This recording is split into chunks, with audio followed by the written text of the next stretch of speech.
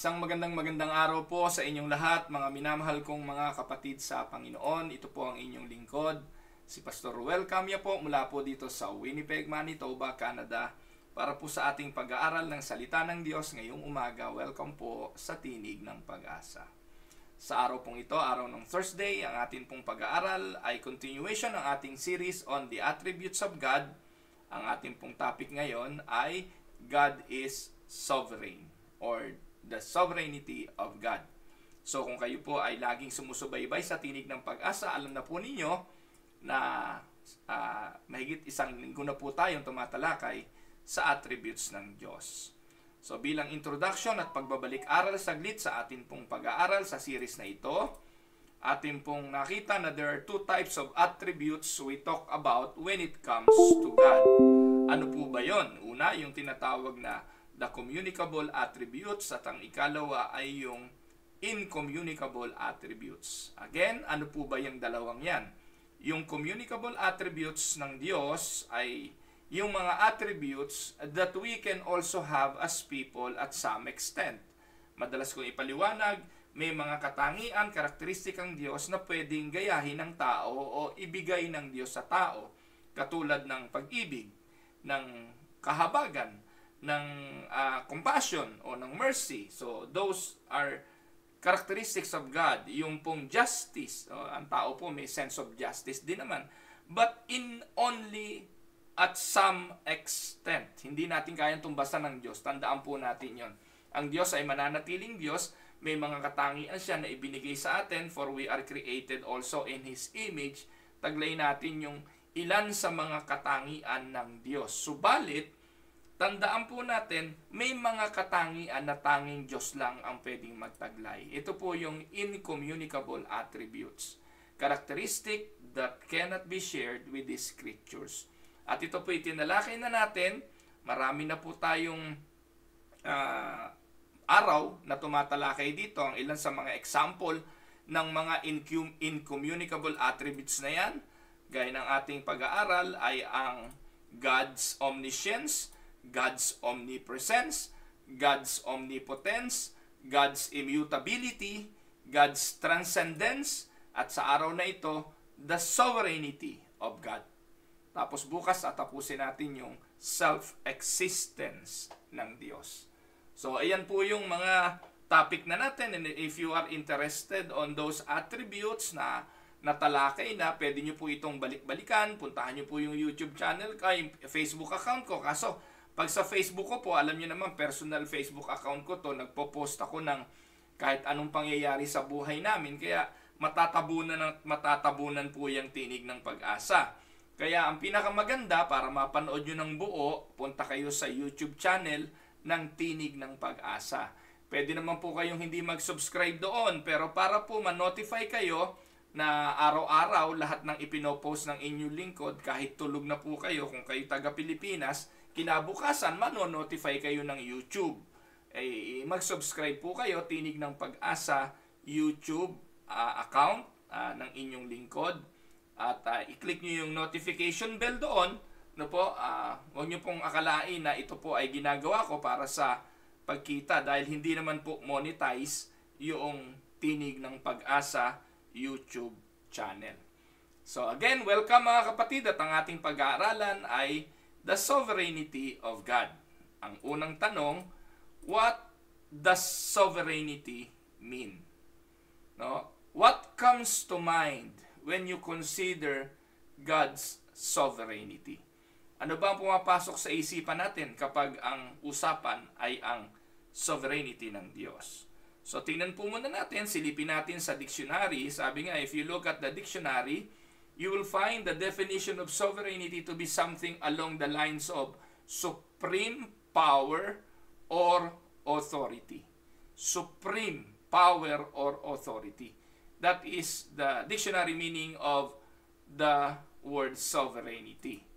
While finding a concise biblical definition is difficult, most people would say that God is sovereign, and it means God is God. God has a supreme power and the authority over everything.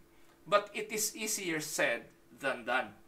Ang dami naman po, kahit sino tanungin mo, naniniwala ka bang God is sovereign? Sasabihin, yes. Naniniwala ka bang God has power? Yes. Do you believe that God has authority over everything? Yes. Pero kapag doon na sa mga detalye ng buhay, like for instance, sa mga desisyon na ating gagawin, sa mga pagpapasya ng individual, dumarating doon yung pagkakataon na pinagdududahan na natin ang atin pong paniniwala tungkol sa soberenya ng Diyos at ng kanyang kapangyarihan na kumontrol ng lahat ng bagay. So, God is described in the Bible, puntahan natin ang Biblia, as an all-powerful God. God is described in the Bible as all-powerful, all-knowing, omnipresence, omniscience, and omnipotent. Kaya inuna ko na po yung talakayin bago natin pag-usapan yung sovereignty, nakita na po natin sa nakalipas na pag-aaral, ang Diyos ay nasa lahat ng dako. Ibig sabihin, walang lugar na hindi niya pwedeng puntahan. Ang Diyos ay all-knowing, walang bagay na hindi niya alam. Iniisip pa lang ng tao, alam na ng Diyos, alam na niya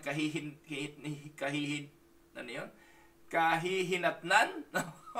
Alam na ng Diyos kung anong magiging resulta. Naunahan na tayo doon sa mga bagay na iniisip pa lang natin. He is all-knowing and He is all-powerful. Anong bagay ang hindi kayang gawin ng Diyos? Sabi, lahat kaya niyang gawin. Ang hindi niya lang kayang gawin, yung kontra sa kanyang mga attributes. Ano yon? Yung pagsisinungaling. No, hindi niya kayang gawin yon kasi pag siya po ay katotohanan. No? Hindi dahil hindi niya kayang gawin, hindi niya gagawin dahil lalabag yon sa kanyang karakter bilang Diyos. So, God is described in the Bible as all-powerful, all-knowing. Psalms 147:5, great is our Lord and mighty in power. His understanding has no limit. May limit ba ang kanyang pagkaunawa? Wala, sabi ng Psalms. So second, God is described in the Bible as outside of time. Yan po yung tinalakay natin kahapon. Atin pong pinag-usapan yung transcendence of God. He is beyond time. He transcends through time, through space, through all generations. Psalms 90 verse 2, before the mountains were born, or you brought forth the whole world, from everlasting to everlasting, you are God. So, pangatlo, God is described in the Bible as responsible for the creation of everything. So, sa paniniwalang ito, na ang Diyos ang may likha ng lahat ng bagay, ultimo sa pinakamaliit na nilalang, sa pinakamaliit na bacteria, the smallest particle of of an atom, molecules, tama ba? I don't know. The smallest particle to the biggest particle, it is God who is responsible for the creation of everything. So, yan ang ating paniniwala. At ang sabi po ng John 1:13, in the beginning was the Word, and the Word was with God, and the Word was God. Tapos sa verse 2, nilinaw, He was with God in the beginning. It was Jesus, and through Him, all things were made. And without Him, nothing was made that has been made.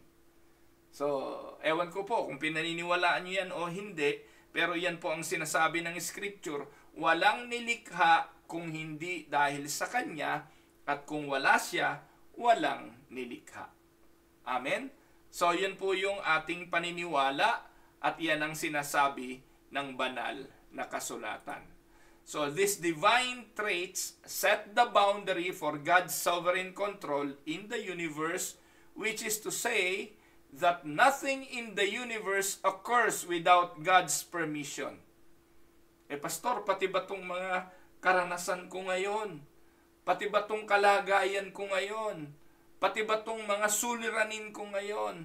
Pati ba tong mga kabigatan ng puso ko ngayon? Mga kapatid, Hindi yan mangyayari kung hindi yan pinahintulutan ng kapangyarihan ng Diyos. God has the power and knowledge to prevent anything He chooses to prevent. Tandaan po ninyo, may kapangyarihan ang Diyos at karunungan na pigilin ang mga bagay na gusto niyang pigilin at gusto niyang payagan ang gusto niyang payagan. Amen? Ganun po ang Diyos. Kaya sa katotohanan yon ay mapapanatag tayo. Dahil walang nagaganap, walang nangyayari without Him knowing it and without Him allowing it. No po? There is nothing, absolutely nothing that happens in the universe that is outside of God's influence and authority. That is how we believe the sovereignty of God. As King of Kings and Lord of Lords, God has no limitations. He is everywhere. He can go anywhere. He is everywhere at the same time. He is knowledgeable of what is happening. He is omniscient. He is omnipresent. He is omnipotent. No? Kaya, mga kapatid, napakahalagang pag-aaral nito eh. Kasi ang mga tao ngayon, ang mga Kristiyano ngayon, pinaliliit ang Diyos eh. Pinahihina yung kanyang kapangyarihan para paniwalaan na yung mga bagay na kanilang ginagawa pwedeng makalampas sa paningin ng Diyos. Pwedeng hindi makita ng Diyos. Pwedeng mapagtaguan ng Diyos. Mga kapatid, hindi po yun mangyayari dahil po sa mahalagang doktrinang ito na dapat ipaunawa sa sanggol pa lang habang siya ay nagsisimulang magsalita, magsimulang maglakad, magsimulang mag-aral, ipaunawa sa mga Sunday schoolers na tinuturuan natin linggo-linggo ang kapangyarihan ng Diyos at ang doktrinang ito na siya ay sovereign, siya ay omnipotent, siya ay transcendent, siya po ay omniscience. No? Mahalaga ito. Dahil marami tayong distorted view of God. Meron tayong paniniwala ng mga territorial spirit at territorial gods.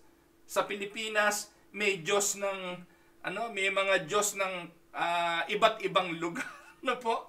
No? At ngayon, yung mga napapanood nating mga pelikula, no, lalo na kung mga Bollywood movies, yung mga gawa po ng East Indian, makikita niyo po ang katakot-takot na Diyos ng Hindus na ipinoportray ng kanilang mga pelikula. Merong Krishna at kung sino-sino pang mga Diyos na maraming kamay, may Diyos na nasa baka, may Diyos na nasa daga, no? Hindi, alam niyo po mga kapatid, bakit nagtataka, nakakapanood kayo ng mga YouTubers sa India na habang nagmamasa ng arena at gagawin tinapay, yung mga daga nagtatakbuhan lang sa kanilang lugar, di nila pwedeng itaboy yun. Hindi nila pwedeng patayin yung mga dagang yun kasi Diyos nila yon. Nandun yung espiritu ng kanilang gods. That is what they believe. Pinaliliit nila yung Diyos na ito na ang ating paniniwala ay Diyos na makapangyarihan sa lahat. So, wala siyang limitations. No po? Let us look at some of the Bible verses that claims the sovereignty of God. No po? God is above all things and before all things. God is the Alpha and the Omega, the beginning and the end. God is immortal and He is present everywhere so that everyone can know Him. So Revelations 21 verse 6, ano ang sabi dyan? He said to me, it is done. I am the Alpha and the Omega, the beginning and the end. To the thirsty I will give water without cost from the spring of water of life. Ayan. So ano pa ho? God created all things, hold all things together. Ayan ang sabi ng Colossians 1:16. For in Him all things were created, things in heaven and on earth, visible and invisible, whether thrones or powers or rulers or authorities, all things have been created through Him and for Him. Sa Psalms 115 verse 3, our God is in heaven, He does whatever pleases Him. Meron ba siyang pwedeng hindi gawin na gusto niya? Meron bang makakapigil sa kanya kung pahihintulutan niya? Kung gusto niyang pitpitin ang China sa ano tawag doon, pag-aangkin ng West Philippine Sea, pwede niyang gawin. Pero pwede niyang patuloy na gamitin ang China para ang mga Pilipino maubusan ng dagat. So, we don't know. We just need to always trust the powerful hands of God. Darating yung panahon na kung siya ay may mabuting plano sa buhay natin bilang mga Pilipino, He can do it. Pero kung gusto ng Diyos, katulad ng bansang Israel, na kapag nakakalimot sa Kanya, pinaparusahan niya, He will do it. Ganun po ang ating pong pagkakaunawa rito. Bagamat alam natin na ang Diyos ay Diyos ng hustisya, tandaan po natin na ang hustisya ng Diyos ay nangyari na sa krus ng Kalbaryo. On this part of the world, we may never find justice. Dito po sa mundong ito, ang tao ay laging biased. Ang tao may sariling desisyon tungkol sa mga bagay na gusto niya without considering God. Kaya makikita niya yung mga injustices, makikita niya yung mga hindi tamang paglalapat ng hustisya, makikita natin ang kasakiman ng tao, makikita natin ang pagnanasang pumatay, magnakaw, makikita natin yung influence ng total depravity of man na ang tao ay totoong makasalanan. Pero ang sabi, lahat ng yan nangyayari because God allows it to happen. Amen? Romans 11:33, "Oh, the depth of the riches of the wisdom and knowledge of God, how unsearchable His judgment, and His paths beyond tracing." Sinabi na yan ni Pablo eh. Kaya, pwede kayong magtanong ng maraming tanong. Pwede kayong magbigay ng mga konklusyon, na sarili nating konklusyon. Pero at the end of the day, hindi naman natin talaga mapag-uunawa ang mga pagkilos ng Diyos. Pero ating pinaniniwalaan na God knows all things, past, present, and future. There is no limit to His knowledge. For God knows everything completely. He searches the heart. Before it happens, God knows everything about it or anything about it. Amen? So God can do all things and accomplish all things. Take note that nothing is too difficult for Him, and God orchestrates and determines everything that is going to happen in your life. Also in my life. No, God is completely in control. He can do all things, accomplish all things. Nothing is too difficult for Him. He orchestrates and determines everything that is going to happen in your life, in my life, in the Philippines, in Canada, and throughout the world.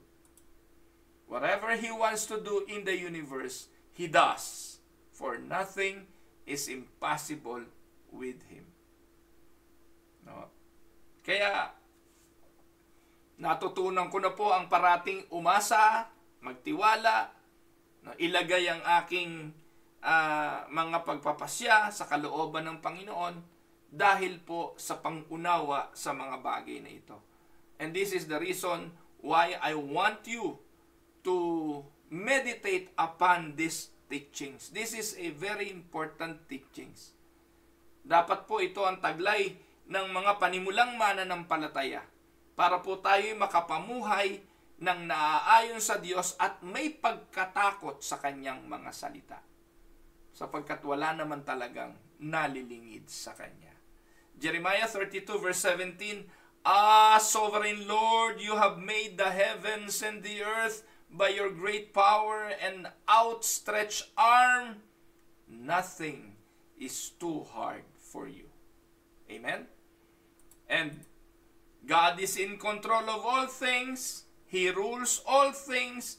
He has power and authority over nature, over earthly kings, over history, over angels, and even demons.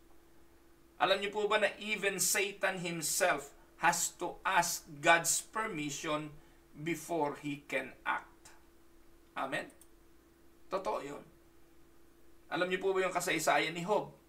Bago kumilos si Satanas, magpapaalam siya sa Diyos. At kung hindi pa hihintulutan ng Diyos, hindi po siya makakakilos. So, ibig sabihin, kung meron man akong pagdurusa, kung meron man akong mga pag-atake ng kaaway, kung meron man pong mga sakit na dulot si Satanas sa buhay ko, kaya lang niya po yun nagagawa kasi pinahintulutan niya ng Diyos. Kagaya ng nangyari kay Job. Ano sabi ni David? Psalms 103:19, "The Lord has established His throne in heaven, and His kingdom rules over all." He rules over all. No? That's what being sovereign means. Ano po? Yan ang ibig sabihin ng pagiging sovereign. It means being the ultimate source of all power, all authority, and everything that exists. Yan ang ibig sabihin. And take note of that, it is only God who can claim being sovereign. It's God's sovereignty that makes Him superior to all the other gods and makes Him who He is, and in Him alone worthy of worship.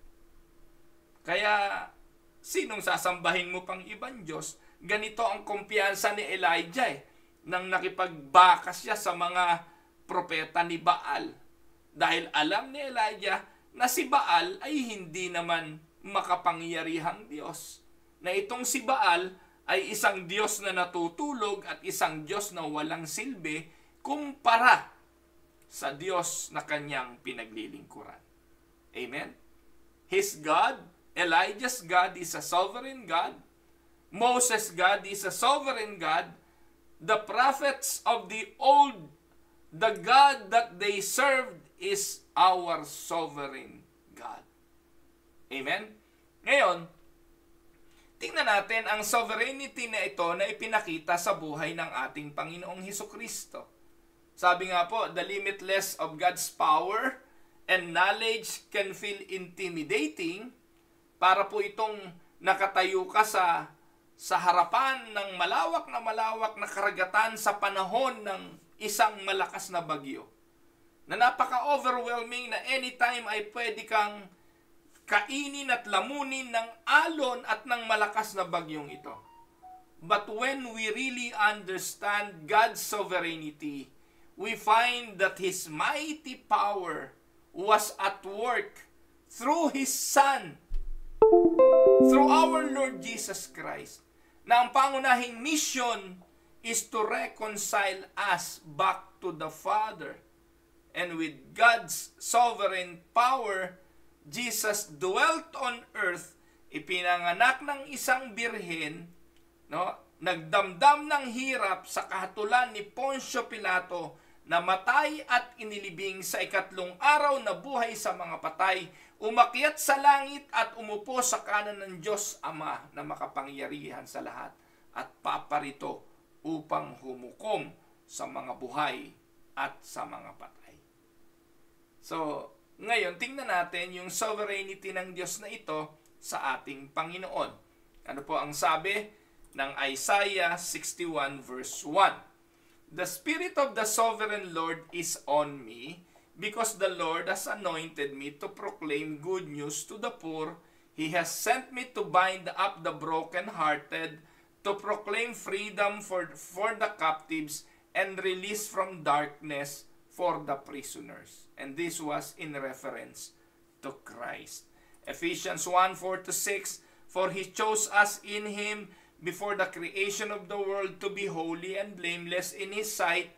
In love, He predestined us for adoption to sonship through Jesus Christ, in accordance with His pleasure and will, to the praise of His glorious grace, which He has freely given us in the one He loves.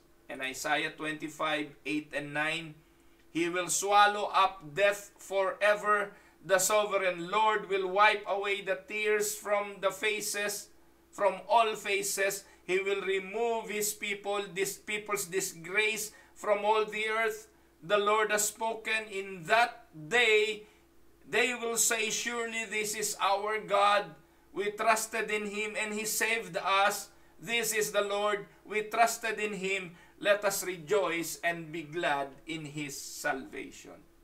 God's sovereignty shown through our Lord Jesus Christ. Now, the next question will be, sa pagkaunawa ng sovereignty ng Diyos, how does sovereignty impact my everyday life? Kagaya po ng mga pag-aaral natin sa ibang mga attributes ng Diyos, paano ito nakakaapekto sa ating pang-araw-araw na pamumuhay? Una, God's sovereignty calls for our submission. Dahil ang Diyos ang makapangyarihan sa lahat, dahil ang Diyos ay sovereign, He is so powerful, how does it impact our daily life? Hinahamon po tayo nito na mag-submit sa kanyang sovereign will. Kagaya po ng mga alipin nung unang panahon, na every time na makikita nila ang kanilang Panginoon, sila'y nagbabow down sa kanilang Panginoon at nagsasubmit sa kanilang Panginoon. Na kapag hindi nila ginawa yon sa harapan ng kanilang Panginoon, may parusa silang tatanggapin. Sapagkat kinikilala nila ang kapangyarihan ng kanilang Panginoon. Alam niyo mga kapatid, God's sovereignty compels us to bow before Him. Ang mag-submit sa kanyang kapangyarihan. Ang isuko ang buhay sa araw-araw. At hindi siya katulad ng mga corrupt na earthly kings, mga earthly masters who abuse their authority to terrorize their subjects. God rules in love.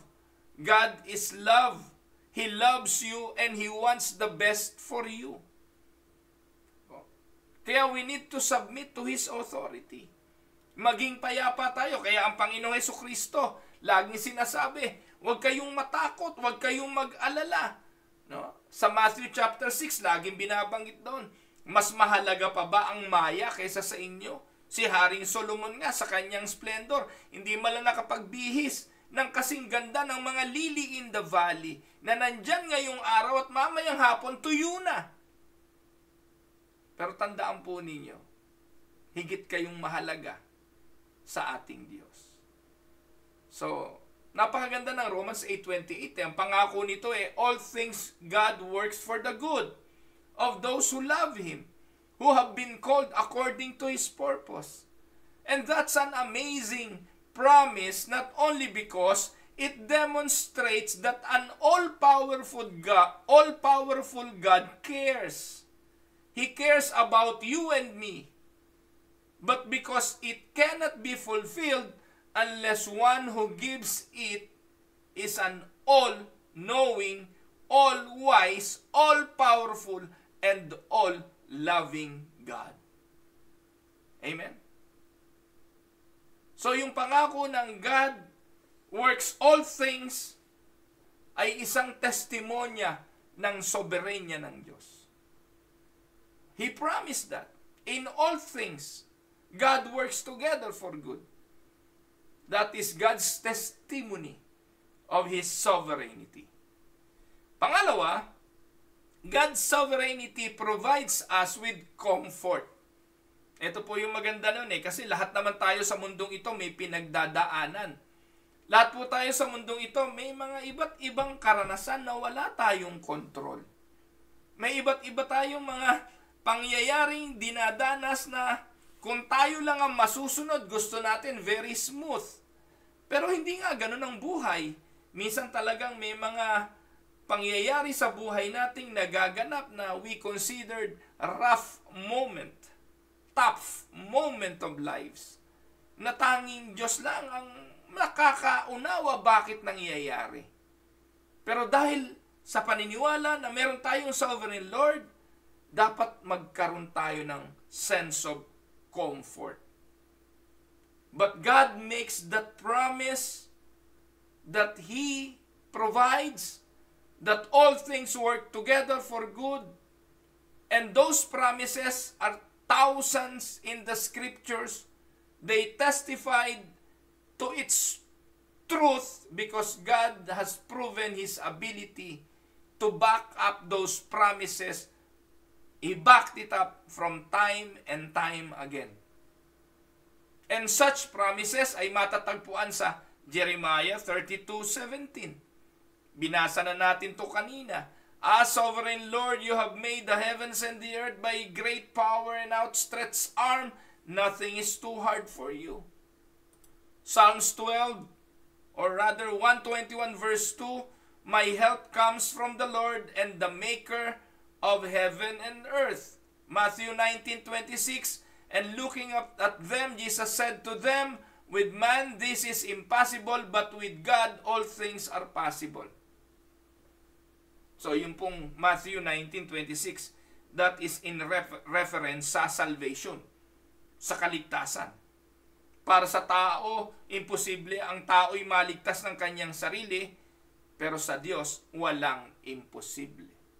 Kung yung salvation of our soul ay hindi imposible sa Diyos, gusto ko pong tanungin, imposible ba sa Diyos yung circumstansya na meron ka ngayon? Nothing is impossible for Him. Amen?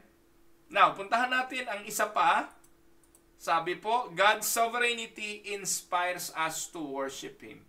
Ito po ang isa sa pinakamahalagang epekto. Bukod doon sa pagtitiwala at kawalan ng takot, ay yung itulak pa tayo ng sovereignty ng Diyos sa pagsamba sa Kanya.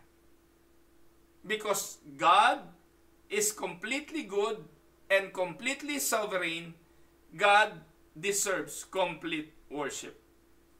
Sabi ng Diyos, Psalms 24:1 and 2, the earth is the Lord and everything in it, the world and all who live in it, for He founded it on the seas and established it on the waters.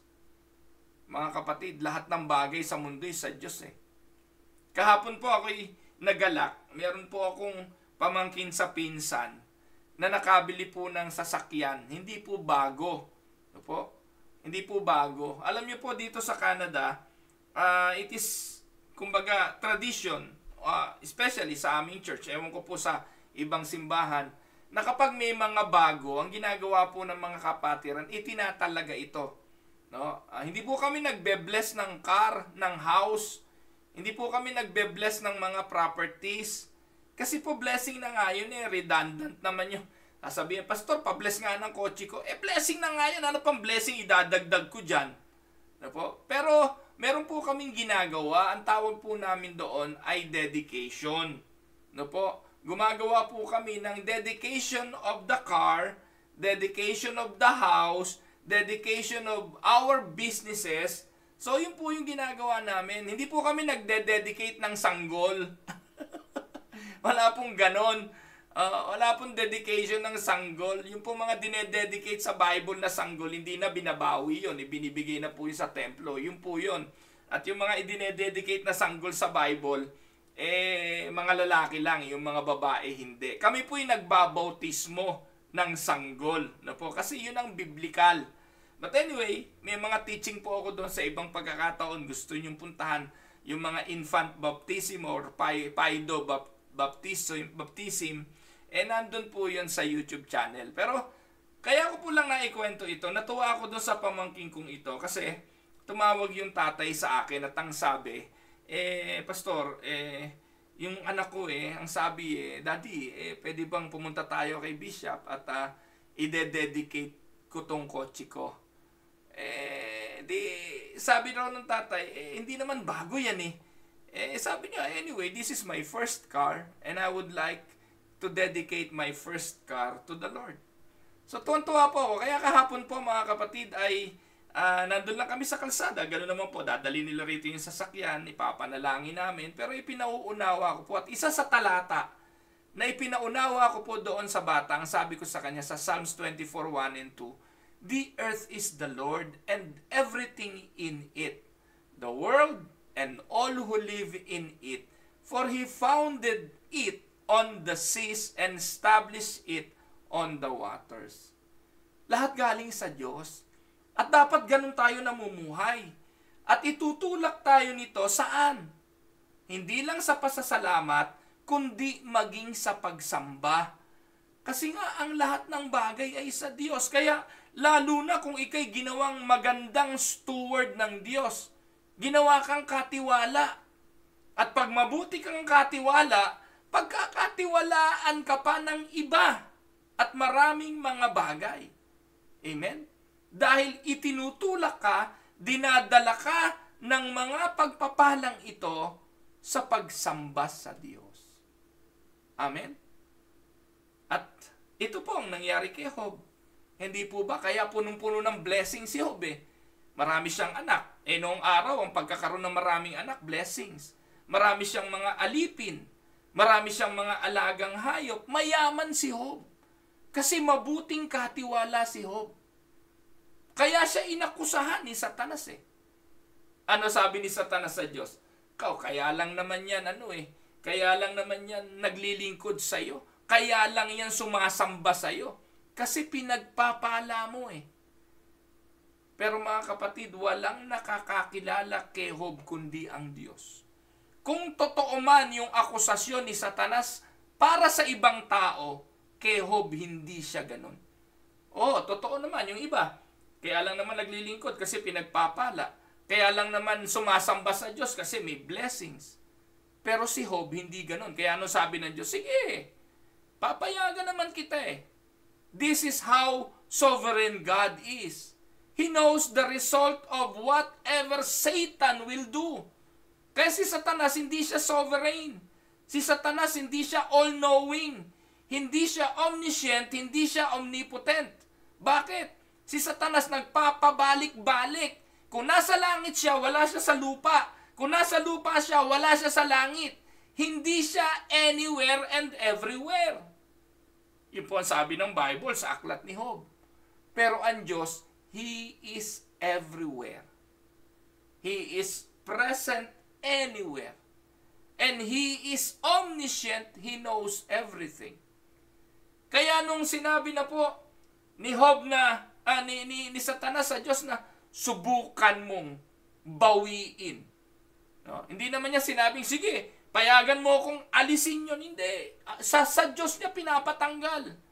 Kasi alam ni Satanas na even him has no power to take away what God has given without the knowledge and without God allowing it. Amen? So, ganun po mga kapatid, ang Diyos ang may bigay ng lahat. Kaya noong nagwawala na yung asawa ni Job, no, at nagtatatarang na, at sabi, sumpain mo na ang Diyos mo nang mamatay ka na. Ang sabi ni Job, ikay luka-lukang babae ka eh. No? Baka naman sabihin nyo, napaka-harsh naman ng term na yun. Foolish woman yung tawag eh. Ano ba yung foolish? Di ba luka-luka tawag doon sa Tagalog? Sabi ni Job, huwag kang luka-luka dyan. Tatanggapin ko ba sa Diyos ang mga bagay lang na maganda at mabuti? At yung mga bagay na hindi maganda, hindi ko tatanggapin? So God really He is really moving in the lives of Job, and Job knows about it. Ang tanong saan? At bakit? Dahil sa malalim na pagkaunawa ni Job sa sovereignty ng Diyos. It inspires him to continuously worshiping God in spite of the deepest and saddest circumstances of his life. Amen? Kaya sa matinding bagay na yun, purihin. The Lord giveth and the Lord taketh.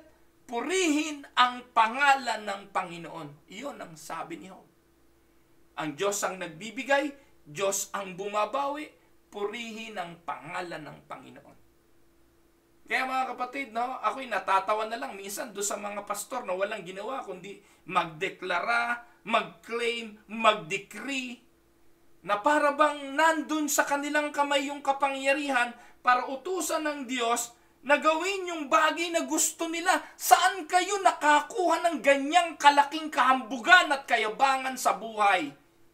Kayong mga pastor na gumagawa niyan, itinuturo nyo pa sa mga miyembro nyo, i-claim mo na, i-declare mo na. Kung si Satanas nga walang kapangyarihang magdeklara, kung si Satanas nga walang kapangyarihang mag-claim, maraming mga tao ngayon mas makapangyarihan pa kay Satanas Dahil si Satanas nagpapaalam pa sa Diyos Pero kayong mga pastor kayo, wala na kayong pakundangan kung utusan ng Diyos. In Jesus' name, I claim healing.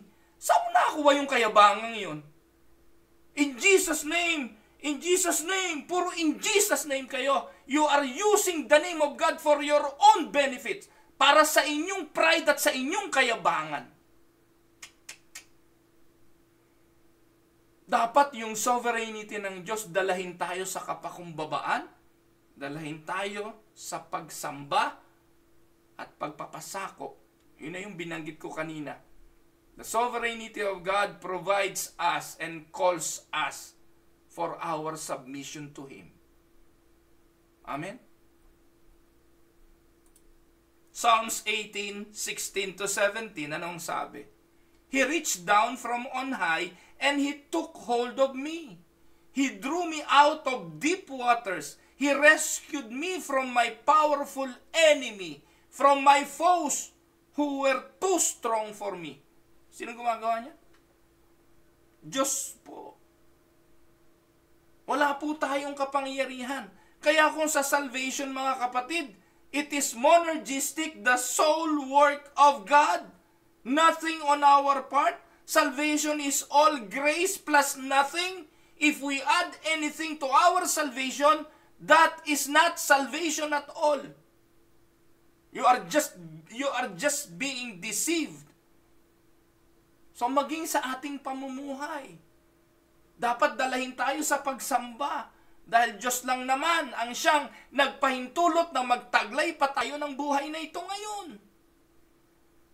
Alam mo ba kung hanggang kailan ang buhay? Alam mo ba kung hanggang kailan ka mananatili sa mundong ito? It is only by the grace of God. At kung buhay ka, dapat dalahin ka nito sa lalo pang malalim na pagsamba. Because we don't have any guarantee of 24 hours again. We don't have a guarantee of waking up tomorrow again. Lahat ng ito ay kapahintulutan ng ating Panginoong Diyos. Psalms 23 verse 1, the Lord is my shepherd. I lack nothing. Hindi natin pwedeng ipagyabang ang ating kayamanan. Lahat yan galing lang sa Diyos. Kung hindi ka naghahanap buhay dahil meron kang magulang na nagpamana sa iyo ng magandang buhay, ng bahay, ng pera, at kung ano-ano pang meron ka ngayon, tandaan mo, ang Diyos naman ang nag-provide nun sa iyong magulang. Ang Diyos ang nag-provide ng lahat ng yan. At siya ay mabuting pastol. Psalms 32 verse 8, I will instruct you and teach you in the way you should go. I will counsel you with my loving eye on you. Amen? It is important and good to worship God for the ways He works in a person's individual life. But the psalmist also shows us in the book of Psalms 145 verse 3, great is the Lord and most worthy of praise. His greatness no one can fathom. Can you imagine that? And Jeremiah chapter 32 verse 17, when we understand that God loves us, we can see His sovereignty in a whole new light. Instead of seeming unpredictable and turbulent, God's all-encompassing power takes on a new beauty. Every time we pray, we can turn to His might, and any problem we face can be brought to Him. He is the sovereign God. God's sovereign will. Alam naman natin na God's plan are better than our plans. Amen? Ano sabi ng Jeremiah 32? Sovereign Lord, you have made the heavens and the earth by your great power and outstretched arm. Nothing is too hard for you. Psalms 121 verse 2, my help comes from the Lord, the maker of heaven and earth. Matthew 19:26, and looking at them, Jesus said, with man this is impossible, but with God all things are possible. God's sovereign will. Of course, this does not mean that God's great power is meant to be a giant wishing well na kung saan lahat ng gusto natin ibibigay, na lahat ng kapritsyo natin ay mangyayari kapag na-claim mo, i-declare mo, makukuha mo. No. Tandaan na kahit anong tindi ng gusto mo at kahit na anong desire mo sa isang bagay, kapag hindi ito plano ng Diyos, hindi ito mangyayari. That is God's sovereign will. Meron siyang sariling plano at ang plano ng Diyos matutupad kung kailan niya gusto. Amen? Alam niyo mga kapatid, parang bagamat pangit na ikumpara ang Diyos sa ating mga ama dito sa lupa kasi incomparable naman yon. Pero alam niyo po ba na ang mabuting ama dito sa lupa, kapag may hinihingi ang kanyang anak, kahit na mabuti ang hinihingi nito, pero sa alam ng tatay na magre-resulta ito ng kapahamakan sa kanyang anak, hindi niya to ibibigay. Because God's plan are greater than our plans, we just need to trust Him. Ba't pa tayo nagdadasal, pastor? Ba't pa tayo humihingi? Alam niyo po mga kapatid, may mga doctrinal teaching na po ako about prayer Minsan po kasi, nasanay tayo doon sa mga turo na ang panalangin para lang sa mga kapritsyo at kahilingan Pero hindi. Ang ating pong pananalangin at pagtawag sa Diyos ay to produce intimacy and to fully put our trust in Him and believe that He is truly in control and whatever happens, happens because of His great plans. Di naman tayo nakikipag-usap sa Diyos para lang humingi. Alam naman ng Diyos ang motibo ng ating mga panalangin. Hindi rin po ginagamit ang panalangin para ipagyabang sa mga panulukang daan sa pamamagitan ng maraming mga salita. In fact, ang sabi nga ng Diyos, hindi pa binubuka ang iyong bibig. Alam na ng Diyos yun Kaya nga pinagtatago tayo sa pananalangin Pumasok ka sa silid, sara mo ang pinto. Dahil ang pananalangin ay sa pagitan mo at ng Diyos. Amen? While we view life through a window, God view life into the entire street view. He is the author of our lives and He knows where He wants to take us. While we may be concerned with our comfort, the primary focus of God is on our soul and the souls of those within our sphere of influence. Take note, mas mahalaga sa Diyos ang ating mga kaluluwa kesa ang ating mga material na buhay. Kabaliktaran naman sa bawat isa sa atin na we don't care about our soul, our primary concern ay ang ating mga material na buhay. And those, most of the time, our worries and concerns comes from doon sa mga bagay na material. Kaya nga sabi ng Panginoon bakit ba kayo nag-aalala? Do not worry. Yung mga ibon nga yung mga lilies in the valleys, di nga sila mamamatay at matutuyo kung hindi gusto ng Diyos. At yung mga ibon, magkano lang yung presyo niya, pero hindi nahuhulog yan without the knowledge of God. Tayo pa. The primary focus of God, take note, is our souls. So, Jesus taught His disciples to pray. At ang prayer na itinuro, Thy kingdom come, Thy will be done on earth as it is in heaven. Dumating ang kaharian mo, masunod ang kalooban mo. Kaya nga, ang prayer hindi command, hindi decree. Hindi po malakas ang faith ng mga pastor na yun, mayayabang lang yun. Yung mga nagde-declare, yung mga nagke-claim, hindi po malakas ang faith ng mga yon. Ubod ng lakas ng kanilang kayabangan. Kasi po ang itinurong prayer ng Panginoon, not my will, but your will be done. And by declaring, ipinagigiitan mo na yung will mo. By declaring at by claiming, ipinagpipilitan mo yung gusto mo in the guise of your faith. Napakatinding kahambugan. Alam niyo mga kapatid, yun yung tao doon sa krus ng Kalbaryo na kasama ni Jesus na napako eh. No? Kung nakausap ng Pentecostal yon at naturuan ng mga pastor na ubod na yayabang, sasabihin, i-claim mo kay Jesus. I-claim mo na ngayon. Utusan mo si Jesus na isama ka sa paraiso. Ganun ang maraming tao ngayon kumakalapit sa Panginoon. Pero yung nakapako sa krus, ang sabi niya, Jesus, remember me when you are in paradise. As if he was saying to the Lord, if it is your will, remember me. Kaya sabi ng Panginoon sa kanya, ngayon din kakasamahin kita. Kaya mga kapatid, sana mabago yung ating pananaw sa prayer. Kung natutunan mo man to doon sa pastor na Pentecostal, huwag kang maniwala doon. Nako, pag ganun ng pastor, layasan nyo yun. Puro kahambugan lang yun. Marami na pong ganyan sa telebisyon, marami pong ganyan sa mga simbahan. Claim ng claim, decree ng decree, command ng command. Araw-araw, inuutusan si Satanas. Araw-araw, tinatalian si Satanas. Tinatalian ng mga demonyo. Demonyo dito, demonyo doon. Lahat na lang ng demonyo, pinagtatalian. Hindi na natapos-tapos. Araw-araw may tinatalian, merong inaalpasan at kung ano-ano pa.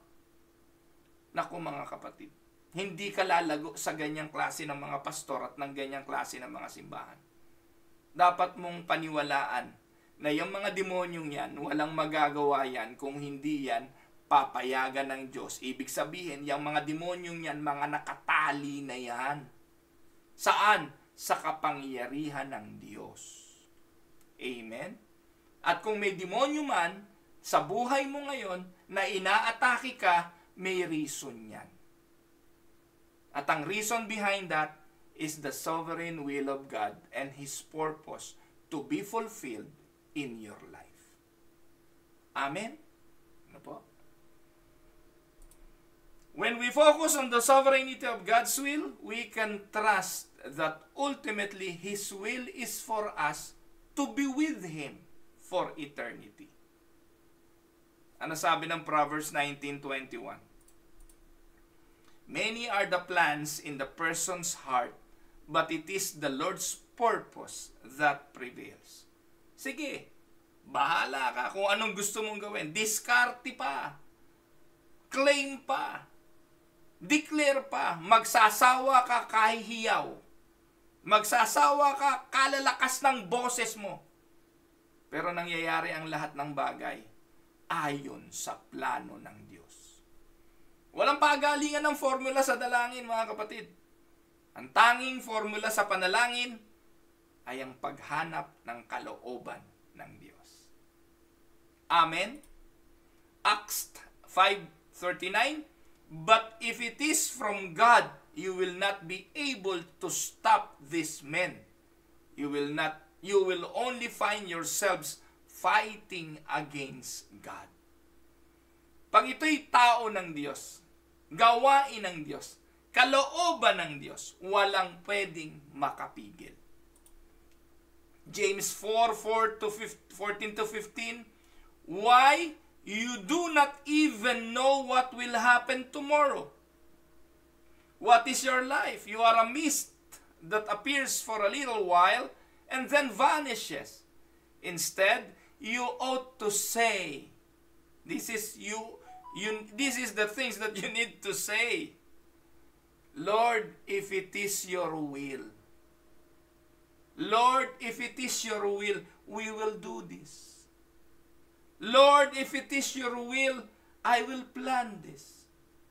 Lord, I want this, but if it is your will, give it to me. If not, don't. That is the kind of a matured prayers na itinuro ng Panginoon sa kanyang mga alagad. Amen? At ano ang dapat maging dulot nito? Dalahin nawa tayo nito sa kapayapaan sa ating Diyos. Let us have that peace in God's sovereignty. Just as people who are not afraid of the ocean find it to be a place that is so calming and rejuvenating, dapat ganun tayo. Alam niyo po yung dagat, yung dagat ay pwedeng maging dahilan ng iyong kamatayan. Pero bakit hindi pa rin tayo tumitigil minsan ng pagpunta sa dagat? Kasi iba rin ang kapayapaan at ang rejuvenation na dulot ng tabi ng dagat. Lalo na kung ang dagat ay kalmado. Amen? Just as people who are not afraid of the ocean find it to be a place of calm and rejuvenation instead of fear and potential doom, we can look to God's eternal reign and feel peace and hope, knowing that we are created by God and for Him, and understand how great His love for us. Our hearts are free to enter into a state of praise and worship. Amen? Psalms 71 verse 16, anong sabi? I will come and proclaim your mighty acts. Ano daw ang ipoproclaim? Ano daw ang i-declare? Ayan. Ano daw? Yung mighty acts ng Sovereign Lord. I will proclaim your righteous deeds.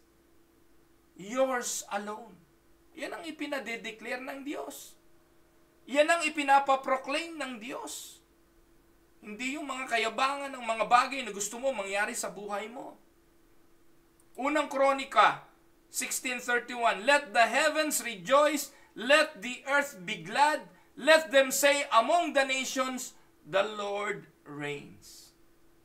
Revelations 4:11, you are worthy, our Lord and God, to receive glory and honor and power, for you created all things, and by your will they were created and have their being. Mga minamahal na mga kapatid, with everything that is going on in our world today, we can turn to God and know that in His sovereignty and all things will be worked out to His will. Nanonood pa rin ho ako ng mga balita sa Pilipinas.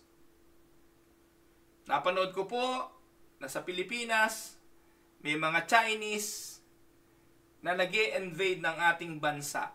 Hindi sa pamamagitan ng mga barko doon sa West Philippine Sea, kundi mismo sa mga negosyo at kalakalan.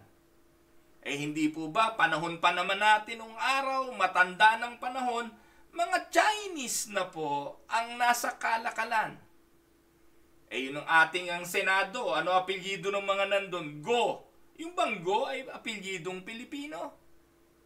Tapos, meron na pong mga nagnanakaw ng identity ng iba.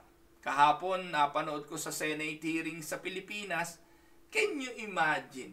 Kanya-kanyang hugas ng mga kamay, ang mga supporters ng Pogo. Senador ka, nasa bayan mo ang Pogo, hindi mo alam? Hello, Senator Lito Lapid. Mayor ng Porac, hindi alam na ang Pogo'y nangyayari sa kanyang bayan. Tarlac at Porac. Bakit? Kasi po, mga kapatid, pera-pera lang yan. Can you imagine, no? Yung pangalan ng Alice Guo, hindi pala siya yon. Meron palang ibang Alice Guo.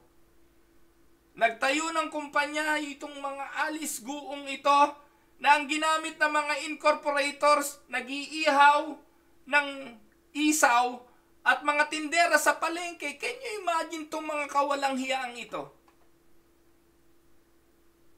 Tapos ngayon may banta ng digmaan dahil nga po doon sa ginagawang pangharas ng mga Chinong ito sa West Philippine Sea. But with everything going on in our world today, kumusta tayo mga pastor? Anong pinaggagawa natin? Kumusta tayo, mga leader ng simbahan? Anong pinagtuturo natin sa mga miyembro natin? Di ba ang mga pinagtuturo pa rin? Pera, pagbibigay, prosperity, claim and declare, no? Di ho ba dapat ang ating mga itinuturo ay ang mga mahahalagang doktrinang ito? Dahil ito lang ang magtutulak sa ating mga kaanib na magtiwala at umasa sa anumang klase ng sirkumstansya. Sakupin man tayo ng mga bansa o kung anuman ang digmaang maganap. Dahil hula naman yan ng Biblia, mangyayari yan talaga.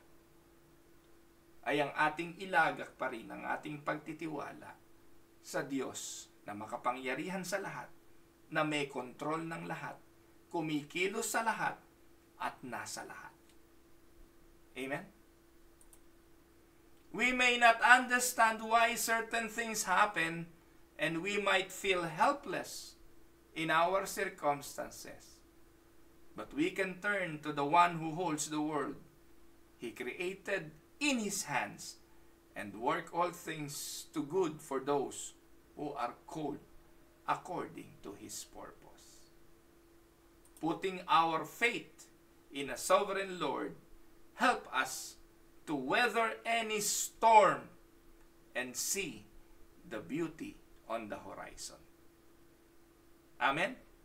Ito po ang inyong lingkod, si Pastor Ruel Camia po, mula po dito sa Winnipeg, Manitoba, Canada, para po sa topic natin ngayong araw, ang pag-aaral sa isa sa attributes pa ng Diyos, the sovereignty of God. God bless everyone!